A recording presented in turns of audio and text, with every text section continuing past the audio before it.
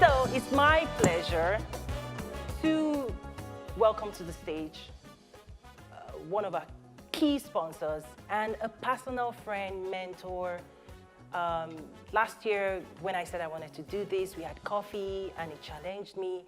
But much more than that, he said, go. Wow. Scott Ford, I don't know how to introduce you. Please just come to the stage and tell your story.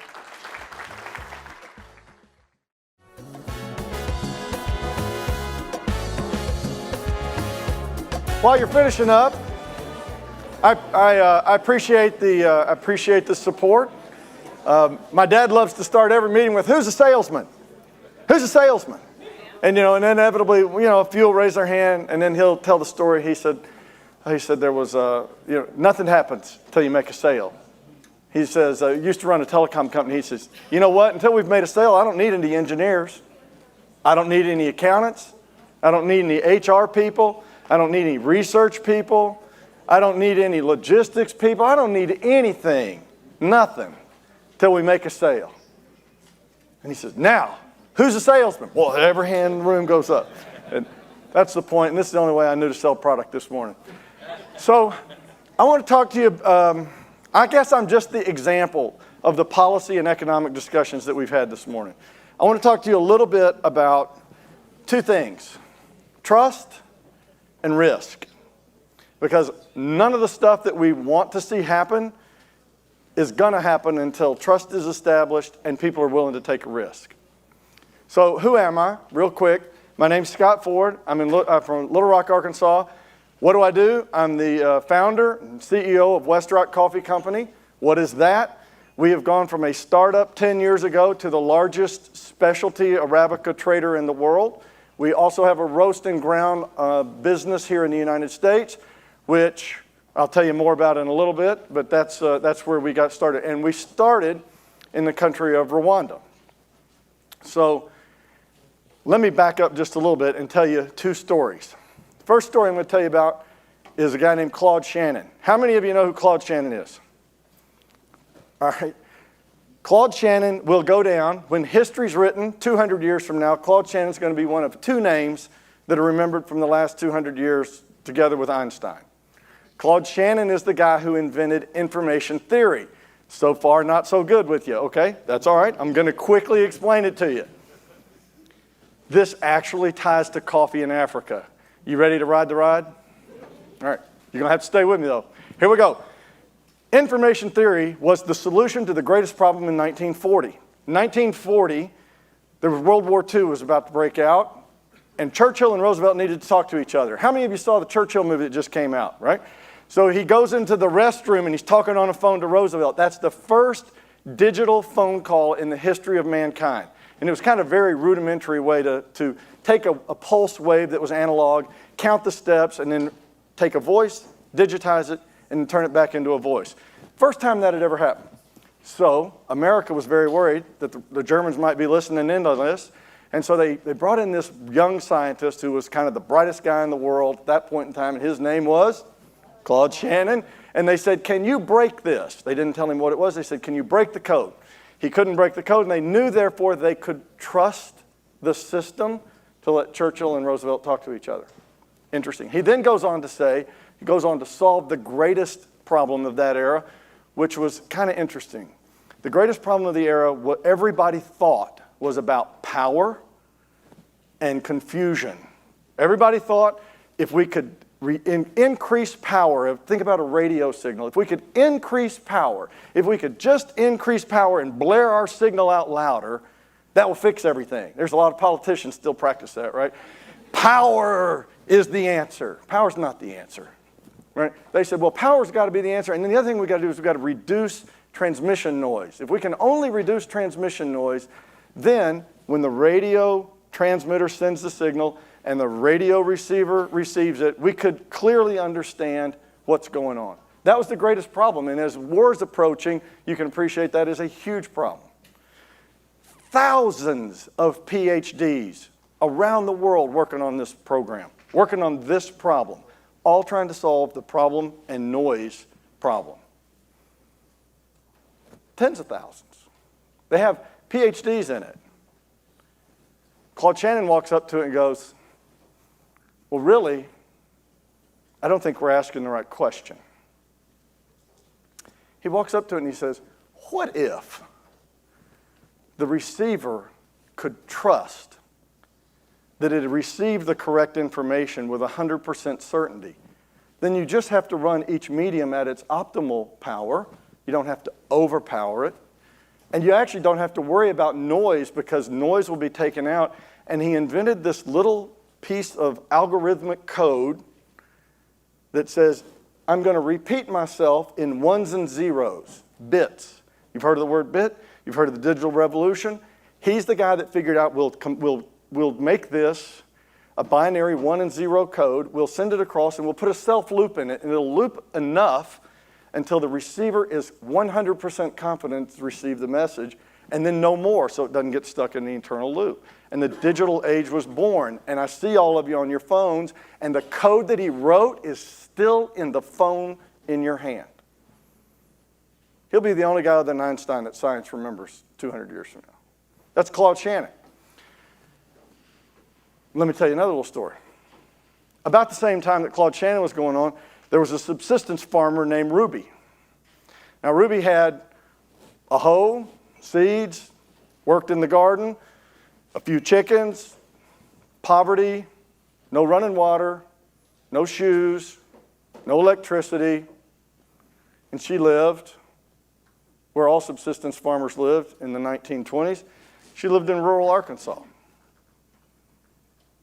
So Ruby lost her first child, first son. Actually, she had a son, then she had a second son. She lost the second son. A few years later, she lost the first son to poverty. You know, just not having access to medical care, not quite having the nutrition program. Then she had a third son. Now, by this time, people had noticed that her husband was a really, really bright guy, and they had loaned him a mule so that he could ride to Conway and go to school. That guy then goes on to become a teacher and then an administrator, and he goes on to become the commissioner of education for the state, and he presides over the desegregation of the school system in Little Rock from 1957 to 1983. That is my father's father and mother. Ruby is my father's mother. She was a great source of unconditional love to me. So you're all going, okay, everybody's got a story. Every family has a story. We've got more than our share of blessings, and every family has its tragedies. What on earth do Claude Shannon and Ruby have to do with each other? We made a lot of money, thank the Lord, out of Claude Shannon's theory because we got in front of the wireless business, and we helped build a wireless business that ended up becoming part of Verizon and AT&T, and I was really grateful for it. I'm independently wealthy. I'm retired at 46. So I think, well, I could live on the back of a boat, but that would probably get boring. I don't know many boring men that I think are very interesting. So I don't really think I'm going to go get bored. But I'm not quite sure what to do with myself. And I told my wife, I said, I'm going to take a year before I look at doing something else seriously. And I had other CEO jobs I could have done, and I thought, I don't know. And I said, you know what, I'm going to go back to Rwanda because I remembered I'd had this conversation with a guy named Paul Kagame about 5 years before. So that conversation was from a trip that Dale Dawson and I took. We went over, we took our families. At that point, I'm a wireless company CEO, I guess would have been my title. And the president hears there's a wireless company CEO in the country and he'd like to have dinner. And I'm like, man, I've got my kids. We're just here working on an orphanage. I'm on vacation. He doesn't really want to have dinner with us. You know, let's pass. And Dale's like, I don't know, it'd kind of be fun. Let's go. And so I tell my kids, I said, don't you say a word. I don't have an opinion on anything. You don't know anything. Yes, ma'am. No, sir. That's all you say. We're going to be in and out of there in an hour. We'll go get pizza. 5 hours later, we're sitting around the table having a discussion that I had no idea at the time would change my life. Our kids, Dale's kids, my kids, the president's kids, and the whole security team are playing soccer in the basement of the house. And we're carrying on about, why are white guys rich? Try that one out for a dinner conversation, first time you meet him. And I'm like, okay, I guess I've come over here to hear why white guys are rich. This is going to be interesting. And he goes, white guys are rich. He says, I'm trying to pinpoint it. This is what I'm working on right now. He goes, white guys are rich because they lived in a society that figured 3 or 4 big ideas out. I don't think they implemented it very well here. We've got our own history because of that. But they figured it out, and you can see it in a lot of places. And we've got to figure out the elements of that and bring that back here. Whoa. I said, sir, pardon, sir, Mr. Excellence, I think those are the 3 freedoms of Western civilization you referenced. They used to teach it in schools in America. They don't anymore. But I think those are the 3 freedoms of Western civilization. He says, go on, go on, go on. I said, well, sir, that's religious freedom, political freedom, and economic freedom. Religious freedom is you're created by God, therefore you have meaning regardless of what another man says about you. You have political freedom because you have meaning because you were created by God. You can associate with whomever you'd like for whatever reasons you'd like. You are free to do what you'd like to do. And I said, the economic freedom says, if you want to do something and you can create a profit out of it, you have the right to keep the benefit of the profit. It doesn't belong to other people. It's yours. He said, yes, now, let's keep working on that. He says, what does it take? This is the greatest question he ever asked. He says, what does it really take? Don't give me platitudes. Don't give me policies. Don't give me talking points. What does it really take to attract capital to a country like Rwanda 9 years out of the genocide? I said, well, and quickly I became an economist. Well, on one hand, and I said, well, sir, I don't know about anybody else because, I'm not a policy guy. I'm actually I fight for a living. That's what I do. I'm a commercial actor. I'm not a policy wonk. I'm not degreed in any of it. I fight for a living. And I said, but I would come here and I would fight for Rwanda if, what would have to be true? The rule of law existed to everyone equally. And that means your tax collecting authority has no more status in front of the law than I do. And we could actually have a debate about what the law was. So the rule of law has got to be prevalent. He said, right, got it. I said, you have to have 0 corruption. He said, 0. I said, 0. I mean, not $5 to the guy at the dock. He says, okay, we can do that. And I said, and then you have to have mature tax and regulatory policy. And I said, because politicians, sir, tend to think that what they say in a speech is what is heard. And I said, the business community that I come from, we don't even listen to speeches. We don't listen to political speeches. We don't listen to talking points. We don't listen to, visions of what we want to be or talk of fairness. We don't listen. We listen to and watch for what you really mean, which is the way you implement tax and regulatory policy. If it's fair, if it's consistent, if it's actually capital formation friendly, then people will come. And if you keep changing it, or you see somebody's got a profit and you think, oh, we need a new tax there, or you think somebody needs a different price, you say, oh, I'm going to set the price. We, the state, are going to set the price. I said, you will run it out, and capital won't form. So we got put on his Economic Advisory Council, and we went to work, and that was 15 years ago. And you saw the numbers from the presentation this morning. Where was Rwanda on every one of those metrics? Number one, number one, number one. What's that practically mean?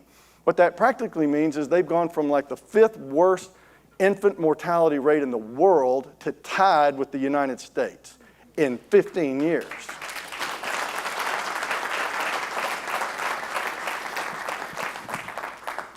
That's just one practical application of policy being implemented correctly and attracting capital. I got to get a little drink here. Hey, by the way, while I'm drinking, I want you to think, are you offended by the fact my tea is in the bottom of the glass? Any of you offended by that? Is that fair? Is that fair?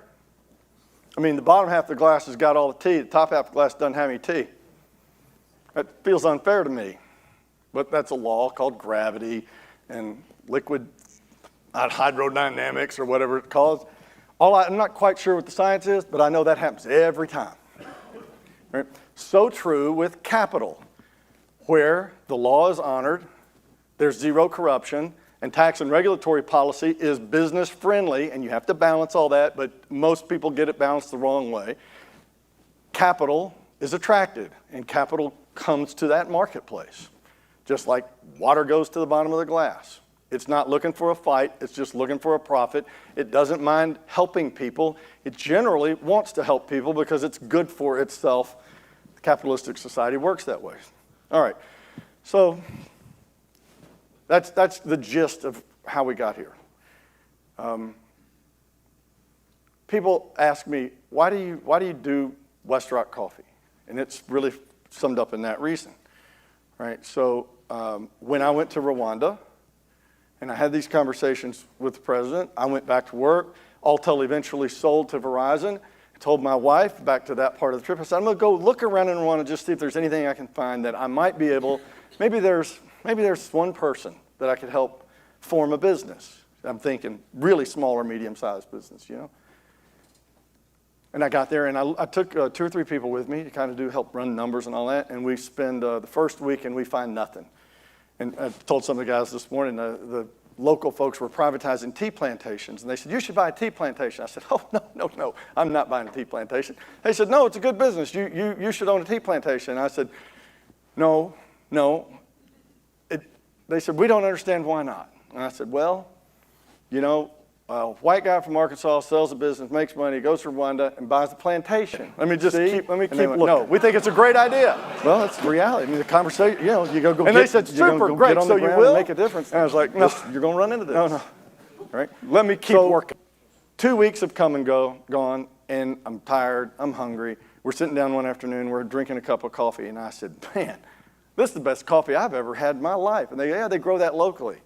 I said, boy, I don't know much about it, but this is exceptional. They go, yeah, everybody says it's really good, but farmers in Rwanda only get about half what farmers around the rest of East Africa get.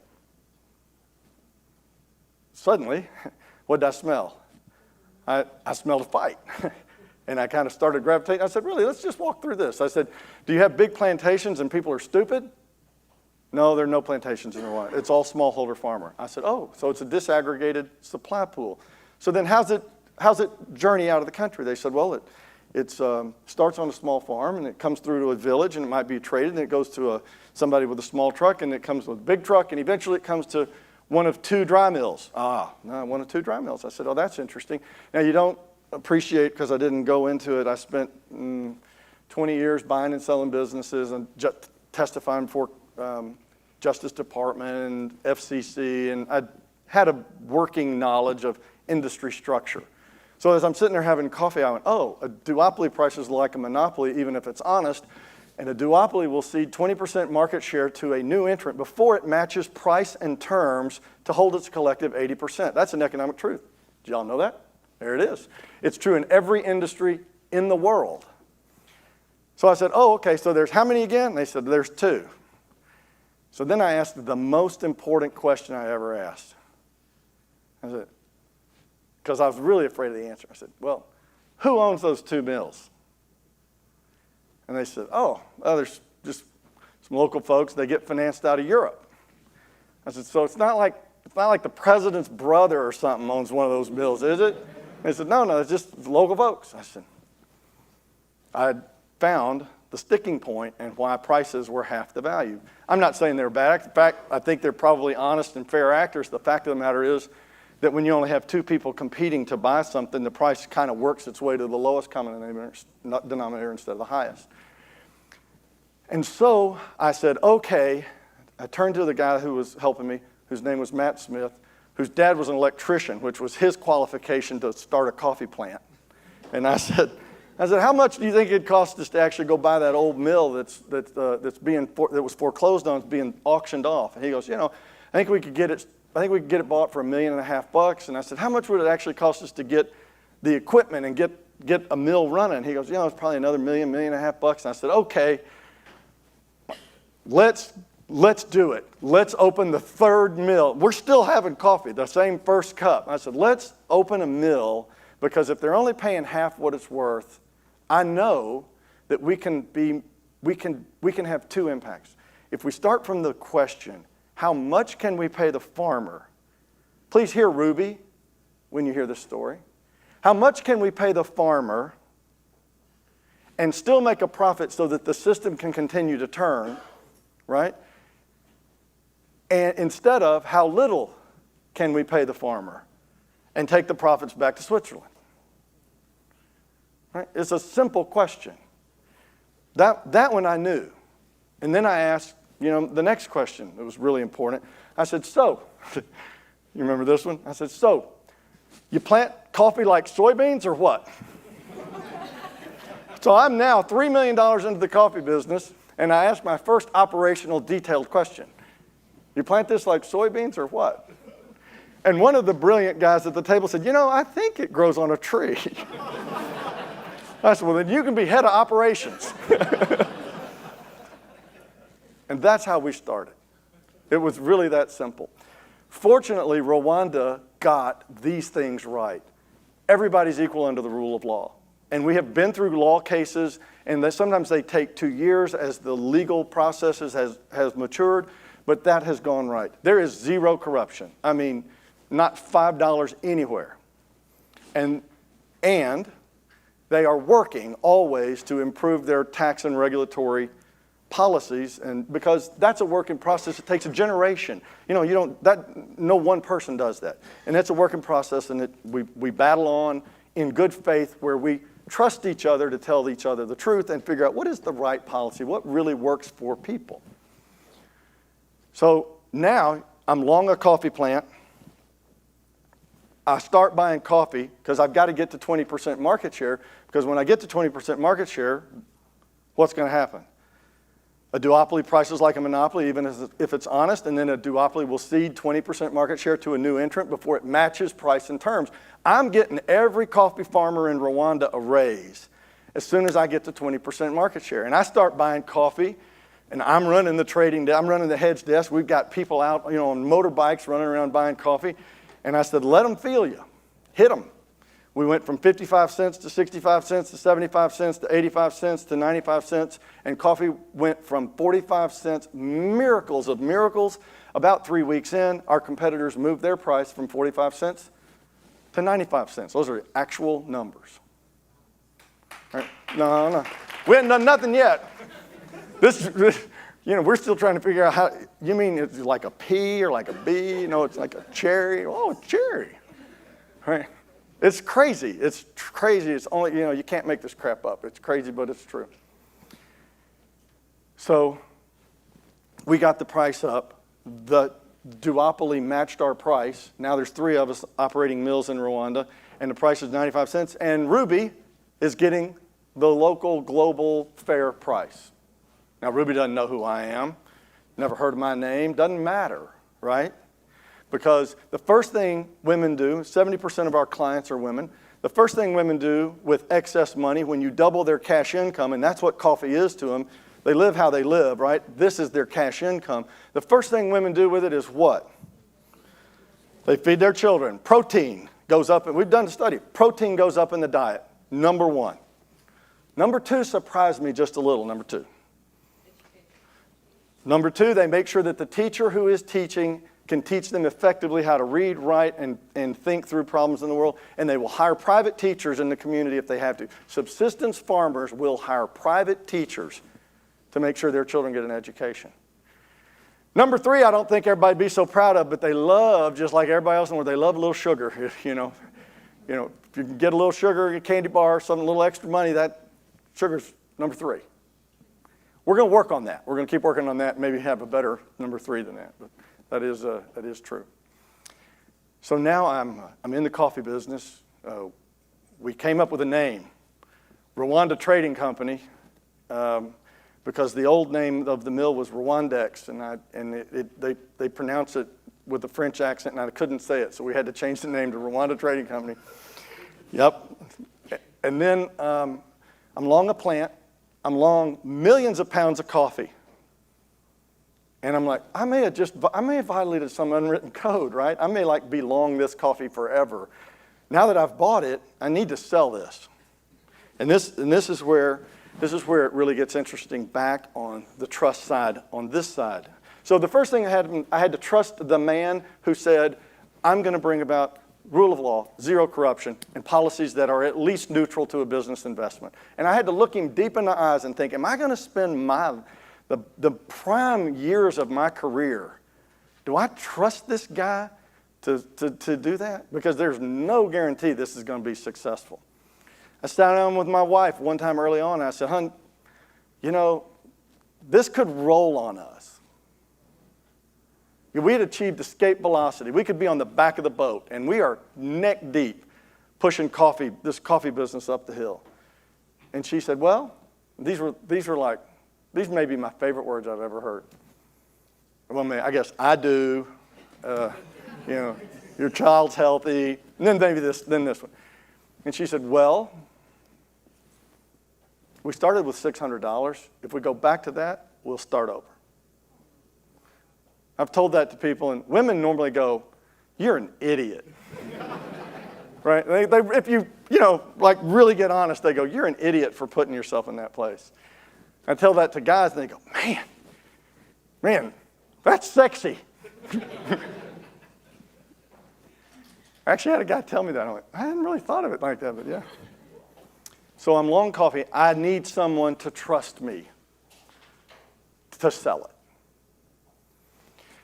I don't know anybody that buys coffee. I just start putting out feelers. I said, there are people that buy coffee in Europe. There's trades that buy, other European businesses buy coffee.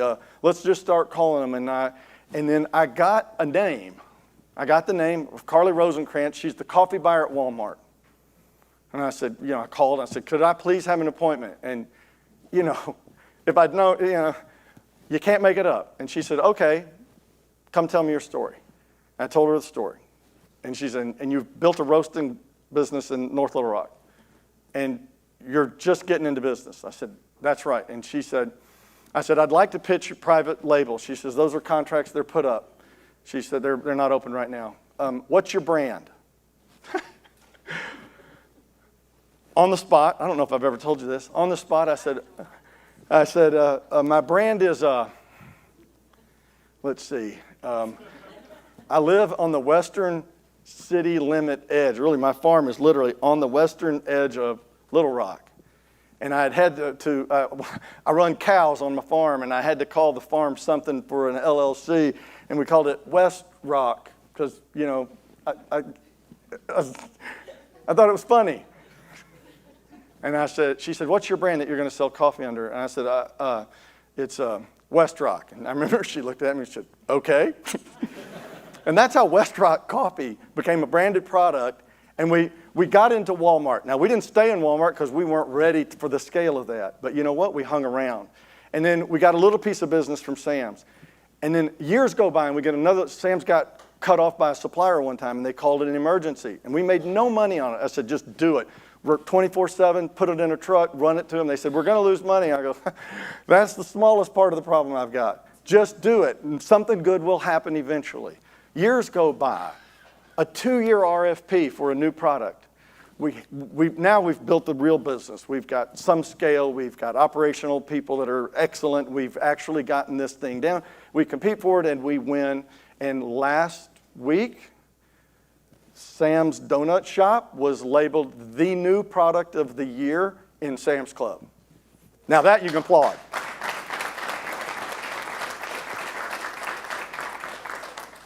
We delivered our 100 millionth cup last month. Right? So, yeah. I started just calling on folks, right? I remember there were 3 people originally, Carly, Greg Egbers, and Bob Rowling. The 3 people I sat across the table from, and I told them my story. I told them what I was trying to do. I told them I'm going to reprice the way coffee is purchased across all of East Africa. Hundreds of millions of people live in these homes. We can drive the price up 20%, 30%, and still make a profit, but you gotta help me. You gotta trust me. You gotta take a chance. I don't have a 10-year track record in this business. I do in others, but not in this business, right? You gotta trust me, you gotta give me a chance, and if you will, I will not disappoint you. Not one time in the new product last year did any single store ever once run out of product. Right? Nobody does that with a new product that went out as fast because We knew we were stewards of trust, and we knew that lives depended upon us getting that right. I don't tell this story very often, and I'd never tell it in a big group. But I thought it was important that you got a sense of how desperate day-to-day life is when you're trying to build a business where you don't have the rule of law, where you don't have zero corruption, where you don't have informed regulatory policy. We are in many countries today. We're in 20, oh, am I done? I'm done, all right? We're in 20 countries today. Not every one of those countries act like Rwanda. One country we recently had to leave. So you change the laws, you have to have a politician as your partner, we're gone. You have to pay the people at the port to get product out, we're gone. We're an American. We operate under American law everywhere we go. Those three things, if you're in Africa and you're a policymaker, those three things are the only thing you have to get right. The free market system will price it for you, it will finance it for you, it will bring credit, it will bring venture capital money, it will bring risk capital. The global free market system will come solve 90% of your market problems, but you must get those three things right. And on the US side, managers, please support your buyers who are taking a risk with someone who's starting up, because what they're trying to do has to have somebody trusted to get the flywheel turning. So, thank you.